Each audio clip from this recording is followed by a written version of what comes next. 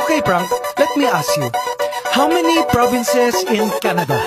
10? Okay, how many provinces in China? 23. How many provinces in the Philippines?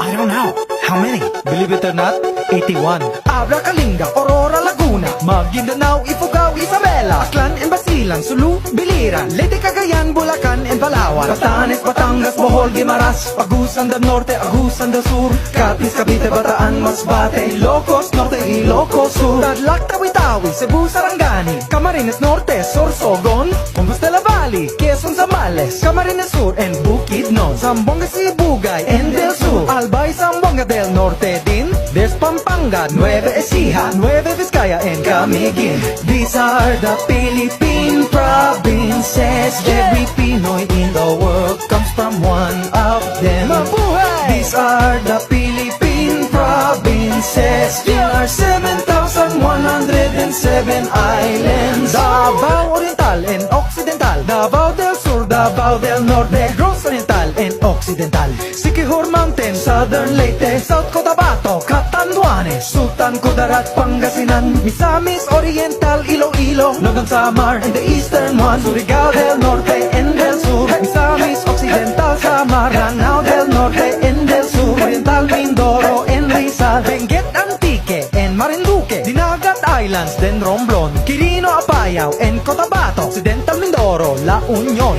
These are the Philippine provinces. Every Pinoy in the world comes from one of them. Mabuhay! These are the Philippine provinces. There are 7,107 islands. Mikey, wait!